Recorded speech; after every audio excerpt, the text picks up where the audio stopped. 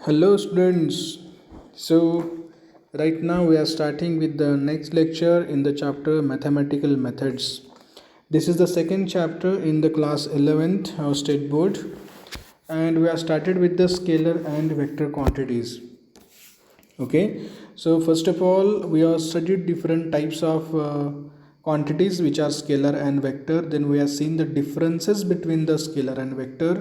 त्यानंतर आपण वेगळ्या टाईपचे वेक्टर्स बघितलेले आहेत आणि आपण सुरुवात केली होती लास्ट लेक्चरमध्ये वेक्टर ऑपरेशनसाठी.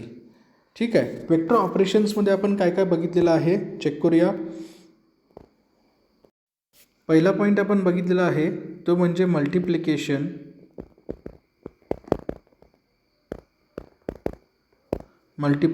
of scalar and vector. Okay, multiplication आपण बघितलं होतं. मल्टिप्लिकेशनमध्ये आपण काय शिकलेलो आहोत बघा. मल्टिप्लिकेशन करत असताना समजा एखादी स्केलर क्वांटिटी तुम्ही घेताय, एक स्केलर क्वांटिटी आहे आणि एक वेक्टर क्वांटिटी आहे. समजा तुमच्याकडे वेक्टर पी, हा वेक्टर पी आहे आणि स्केलर क्वांटिटी आहे स्मॉल एस. जर तुम्ही यांचा गुणाकार केला म्हणजे स्केलर क्वांटिटीनं वेक्टरला जर मल्टिप्लाय केलं तर तुम्हाला जो ॲन्सर येणार आहे that answer will be again a vector quantity. So Q bar will be equal to P bar multiply by scalar quantity. हा मल्टिप्लिकेशनचा रूल होता. त्यानंतर आपण बघितलेलं होतं की ॲडिशन आणि सबस्ट्रॅक्शन कशा पद्धतीनं होत आहे.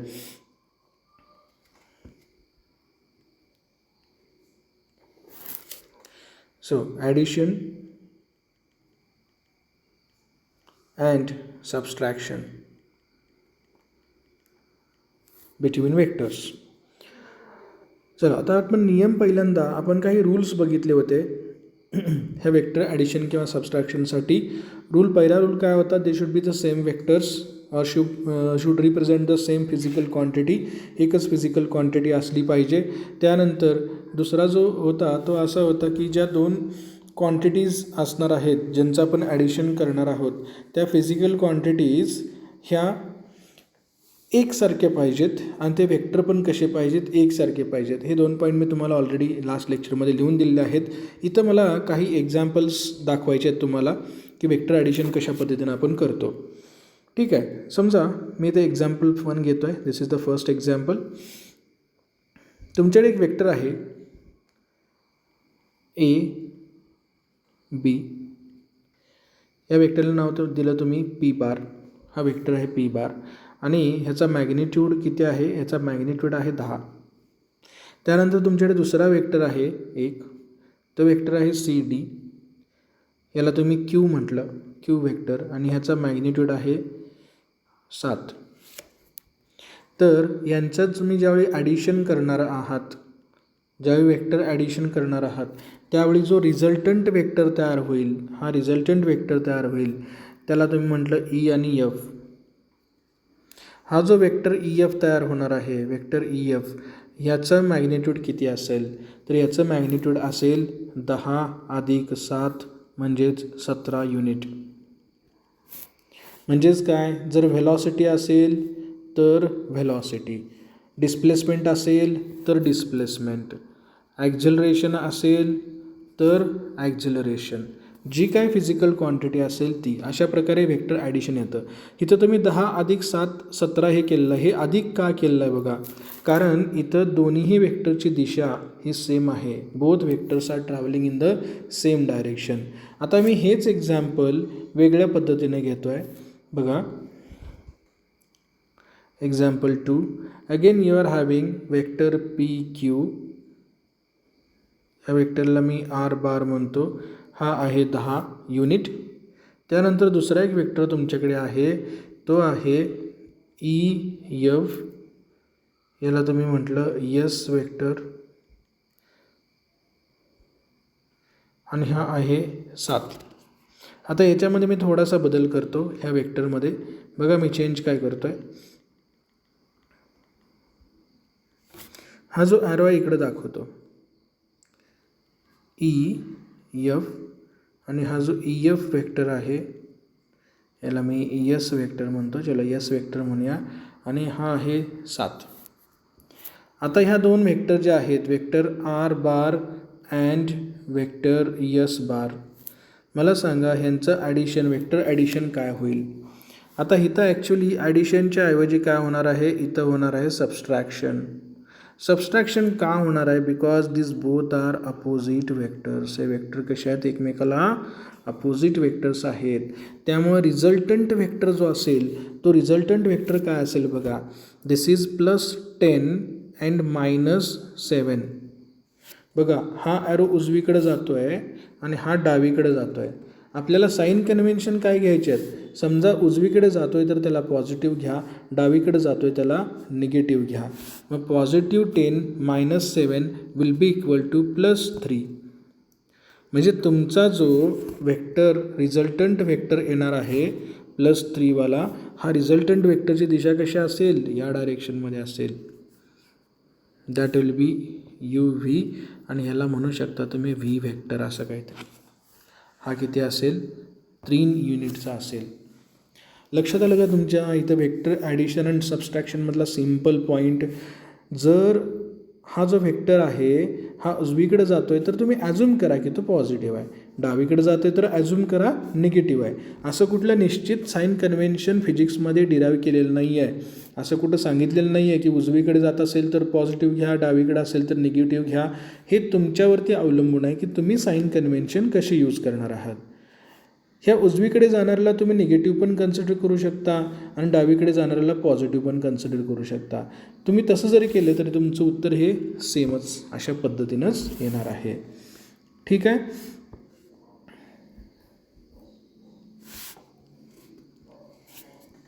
अनदर एक्झाम्पल, एक वेक्टर असा आहे, दिस इज वेक्टर AB. याला तुम्ही म्हटलं वेक्टर A आणि ह्याचे युनिट आहेत 15 युनिट. दुसरा वेक्टर आहे तुमच्याकडे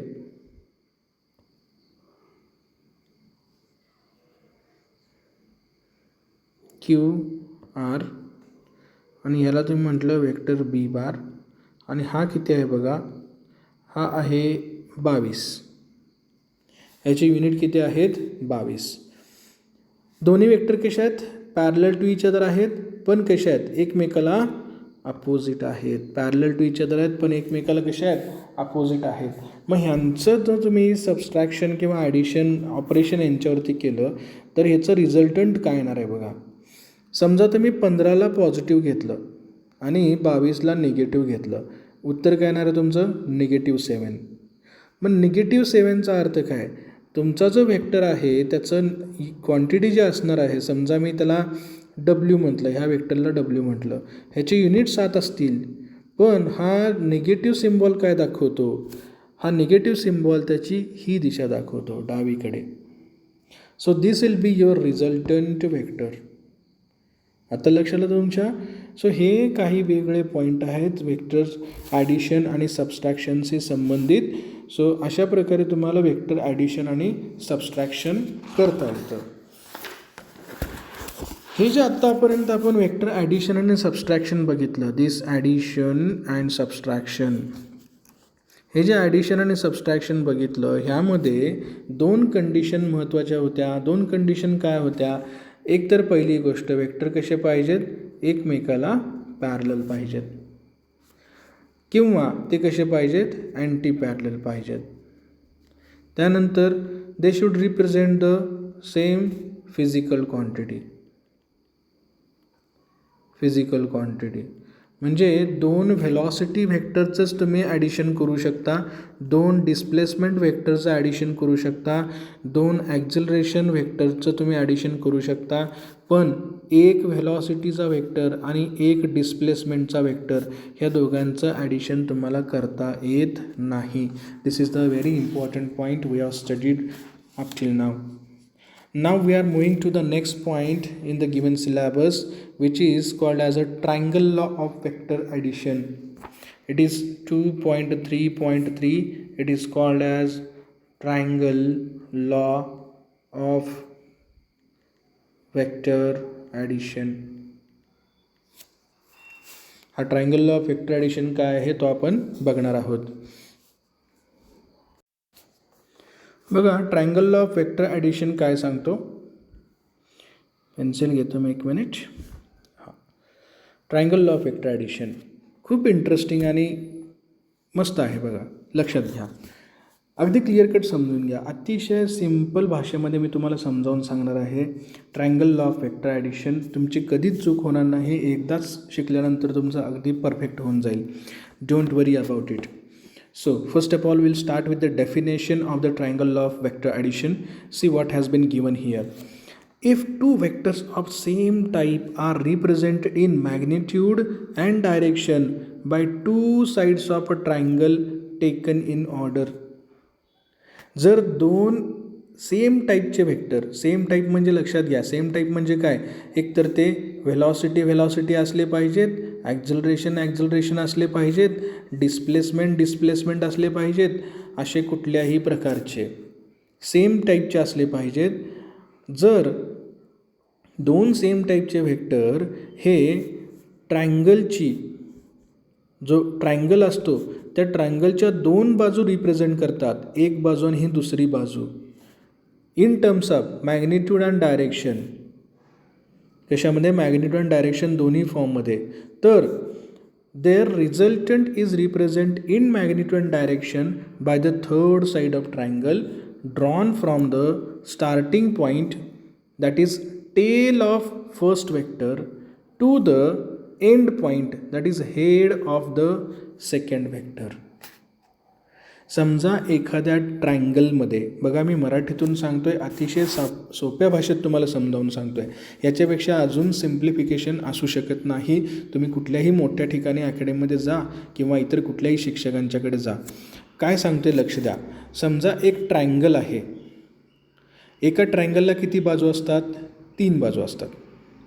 समजा ह्या 3 बाजूपैकी 2 बाजू ह्या 2 व्हेक्टरना रिप्रेझेंट करतात आणि त्याच्या 2 बाजू आहेत, त्यांची लांबी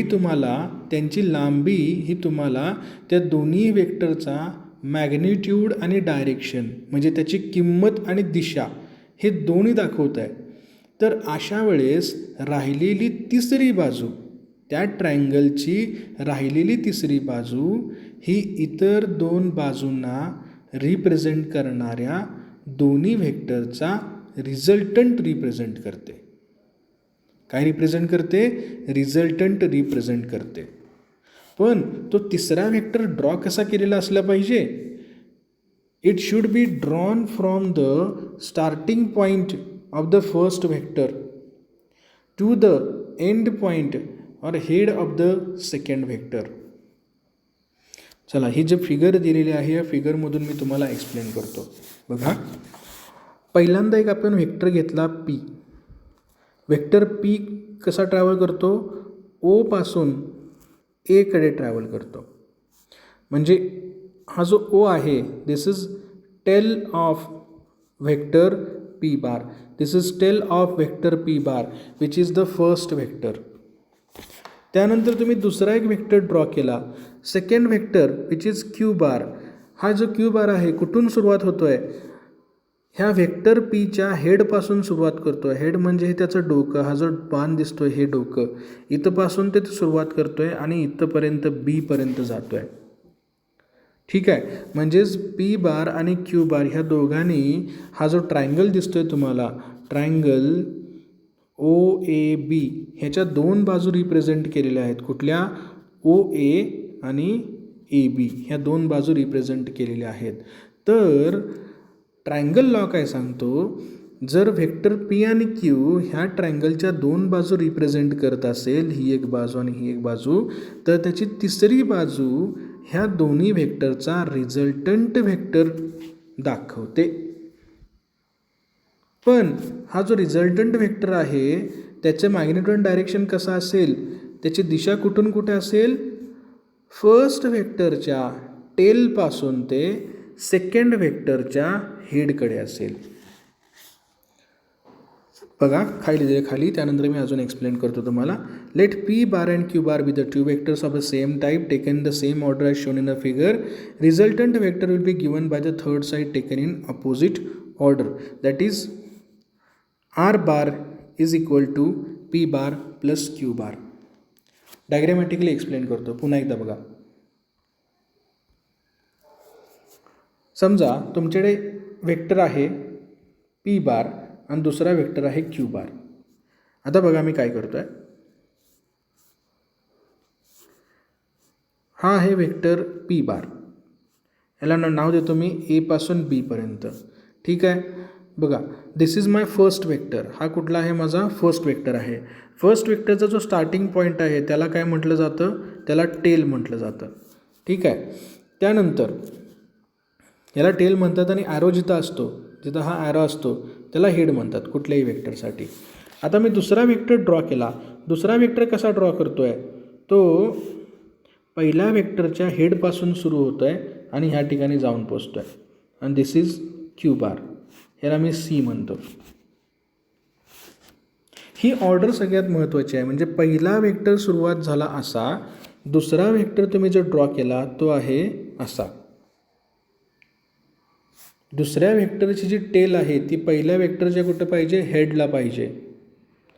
तर तुम्ही जो आता ह्याचा रिझल्टंट वेक्टर ड्रॉ करणार आहात, ह्याचा जो रिझल्टंट वेक्टर असेल तो रिझल्टंट वेक्टर कसा असेल? पहिल्या वेक्टर जो पहिला तुमचा वेक्टर आहे, पहिल्या वेक्टरच्या टेलपासून सुरू होईल आणि दुसऱ्या वेक्टरच्या हेडपर्यंत जाईल. पहिल्या वेक्टरच्या टेलपासून सुरुवात करेल तो आणि दुसऱ्या वेक्टरच्या कुठं जाईल? हेडपर्यंत जाईल. This will be your resultant vector and this is called as a triangle law of vector addition. लक्षात आलं सगळ्यांच्या? याचप्रमाणे बघा, समजा तुम्हाला मी दोन वेक्टर दिले. हा वेक्टर आहे A B. This is vector L. दुसरा एक वेक्टर तुम्हाला दिला असा वेक्टर आहे. This is vector M. हा आहे सी डी. तर ट्रायंगल लॉप्रमाणे ह्याचा रिझल्टंट वेक्टर काढा असं तुम्हाला सांगितलं. तर पहिल्यांदा तुम्ही काय कराल? पहिल्यांदा मी ही लाईन ड्रॉ करेन. पहिल्यांदा मी वेक्टर घेतला कुठला? सी डी एम बार. पहिल्या वेक्टरची ही टेल आहे आणि पहिल्या वेक्टरचा हा काय आहे? हेड आहे. आता दुसरा वेक्टर जो आहे ए बी, मी कुठं कसा घेणार आहे बघा. दुसऱ्या वेक्टरची सुरुवात पहिल्या वेक्टरच्या हेडमधून करणार आहे. म्हणजे अशी करणार आहे. ही त्याची दिशा असेल. इकडे हा असेल ए, हा असेल बी आणि हा आहे एल बार. तर रिझल्टंट जो तयार होईल, रिझल्टंट वेक्टरला मी आर बार म्हणतो. रिझल्टंट वेक्टरची सुरुवात होईल पहिल्या वेक्टरच्या टेलमधून आणि तो जाऊन पोचेल कुठं? दुसऱ्या वेक्टरच्या हेडमध्ये जाऊन पोचेल. म्हणजे हा अशा पद्धतीनं असेल. This will be your resultant vector. What it. So हा आहे triangle law of vector addition. अतिशय सिम्पल भाषेमध्ये मी तुम्हाला एक्सप्लेन केलेलं आहे. It is very simple one. ठीक आहे. हे लक्षात ठेवायचं आहे तुम्हाला.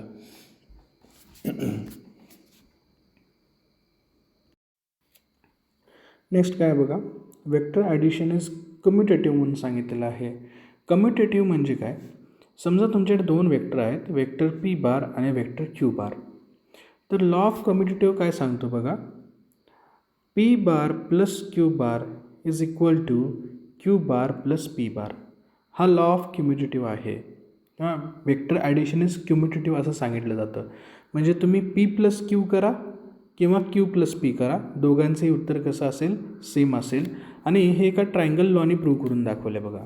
ठीक आहे. पहिल्यांदा आपण ट्रायंगल अझ्युम करूया ओ ए आणि B. Let us assume triangle O A B. Triangle O A बीमध्ये पहिला वेक्टर मी घेतो O A. This is vector P bar असेल. ठीक आहे. हा काय झाला? Vector P bar. त्यानंतर दुसरा वेक्टर कसा ड्रॉ केला आहे बघा, इथून इकडे. हा इथं ॲरो दिसतोय तुम्हाला. सो वेक्टर ए बी म्हणजे क्यू. हा काय झाला? क्यू बार झाला. ह्या दोघांचा, ह्याचा आणि यांचा रिझल्टंट वेक्टर कोण असेल? जो पहिल्या वेक्टरच्या टेलपासून सुरू होईल आणि दुसऱ्या वेक्टरच्या हेडपर्यंत पोहोचेल. म्हणजे हा अशा पद्धतीने हा असेल R bar, that will be resultant vector. So याचं उत्तर काय आहे? R bar. त्याच पद्धतीने आता आपण दुसरा ट्रायंगल बघूया. ट्रायंगल कुठला आहे? COB हा एक ट्रायंगल आहे. त्यात बघा मी सुरुवात करतो OC पासून. सो O पासून C पर्यंत जाणारा हा जो वेक्टर आहे हा असा वेक्टर आहे. आपल्या पुस्तकात जी डायग्रॅम दिली त्याच्यामध्ये ॲरो दाखवलेलं नाही आहे, तर तुम्ही हे ॲरो दाखवून घ्या. सो हा OC जो आहे तो काय आहे? क्यूब वेक्टर आहे. ठीक आहे. त्यानंतर OC जो वेक्टर झाला Q, ह्याचा टेल पॉईंट इथं आहे O आणि हेड पॉईंट इथं आहे C. आता दुसरा वेक्टर कुठला आहे? P बार. C पासून B कडे म्हणजे प्लस P बार. C पासून B कडे हा जो वेक्टर दाखवलेला आहे. ठीक आहे. ह्या दोघांचा रिझल्टंट वेक्टर पुन्हा कोण असेल बघा? हा असेल आर बार. म्हणजेच पहिल्या वेक्टरच्या टेलला सुरू होतो आणि दुसऱ्या वेक्टरच्या हेडला जाऊन पोचतो, असा इथं ह्या पद्धतीने. सो याचं पण उत्तर काय आलं? आर बार. सो इथं बघा P प्लस Q आणि Q प्लस P दोघांचे उत्तर काय आहे? आर बार आहे. यालाच आपण काय म्हणतो? Vector addition is commutative. म्हणजे P प्लस Q करा किंवा Q प्लस P करा, किंवा तुम्ही ट्रायंगल लॉच्या मदतीने ट्रायंगलच्या मदतीने तुम्ही बघू शकता की हे कम्युटेटिव्ह असतात वेक्टर ॲडिशन. ठीक आहे. Okay. Vector addition is commutative हे आता आपण बघितलेलं आहे. At the same time vector addition is also associative. तर असोसिएटिव्हचा अर्थ काय बघा? समजा आपल्याकडे वेक्टर आहेत A, वेक्टर B आणि वेक्टर C. हे जे तीन वेक्टर आहेत ह्या तीन वेक्टरना आपण असोसिएटिव्ह म्हणून अशा फॉर्ममध्ये लिहू शकतो. म्हणजे एका ब्रॅकेटमध्ये A प्लस B ह्या वेक्टरचं पहिल्यांदा ॲडिशन करा, त्यानंतर add vector C is equal to A plus ब्रॅकेटमध्ये B bar plus C bar. म्हणजे अशा प्रकारे हा एक असोसिएटिव्ह लॉ जो आहे तो तयार होतो. याला associative law of vector addition or subtraction असं म्हटलं जातं. ठीक आहे. थोडंसं एक्सप्लेन करूया आपण कशा पद्धतीने करता येईल बघा. ट्रायंगल OQ आणि R यामध्ये बघा ट्रायंगल OQR. ट्रायंगल OQR मध्ये हा जो कुठला वेक्टर आहे बघा? O पासून Q पर्यंत जाणारा OQ वेक्टर जो आहे तो कसा रिप्रेझेंट केला जाईल? A बार प्लस B बारने रिप्रेझेंट केला जाईल. आणि त्यानंतर दुसरा जो वेक्टर आहे वेक्टर C जो Q पासून R कडे येतो आहे, तो वेक्टर C जो आहे तो ट्रायंगल लॉप्रमाणे काय होईल बघा? वेक्टर OQ आणि वेक्टर QR हे दोन वेक्टरचं ॲडिशन आणि तयार होईल त्यांचा रिझल्टंट वेक्टर काय होईल? R bar. लक्षात आलं तुमच्या?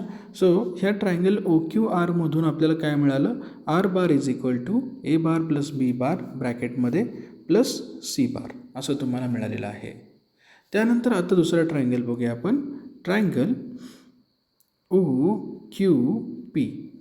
ट्रायंगल कुठला आहे? OQP. किंवा याच्याऐवजी आपण दुसरा अँगल बघूया. ट्रायंगल OPR बघा. ट्रायंगल OP आणि R. OP आणि R हा जो ट्रायंगल आहे OPR, ह्या ट्रायंगलमध्ये आपण आता triangle law of vector addition बघूया. पहिल्यांदा सुरुवात करूया आपण O पासून. O पासून P पर्यंत जो वेक्टर OP आहे ह्याची ही टेल इथं हेड आहे. OP वेक्टर आहे रिप्रेझेंट केलं A बारने. आता पहिल्या वेक्टरच्या हेडपासून दुसरा वेक्टर तयार होतो, तो आलेला इकडं R कडे. हा कुठला आहे? Vector B bar plus C बार. हा झाला सेकंड वेक्टर आणि ह्या दोघांचा रिझल्टंट म्हणून वेक्टर R बार तयार होत आहे. ठीक आहे. सो याप्रमाणे जर तुम्ही बघायला गेला तर A बार प्लस ब्रॅकेटमध्ये B bar plus C bar अशा प्रकारे तुम्ही ही जी इक्वेशन आहे ही इक्वेशन दोन ट्रायंगल घेऊन त्याप्रमाणे तुम्ही ही इक्वेशन लिहू शकता. ठीक आहे. सो अशा पद्धतीने हा असोशिएटिव्ह लॉ ऑफ वेक्टर ॲडिशन किंवा सबस्ट्रॅक्शन तुम्ही इथे लिहू शकता. सो 2 लॉज आपण बघितले आहेत, कम्युटेटिव्ह लॉ अँड असोशिएटिव्ह लॉ. ठीक आहे. नेक्स्ट जो पॉईंट आहे तो आपण पुढच्या लेक्चरमध्ये कवर करूया आणि त्याचवेळी काही एक्झाम्पल्स पण आपण याच्यावरती इंटरेस्टिंगली सोडवून घेऊया.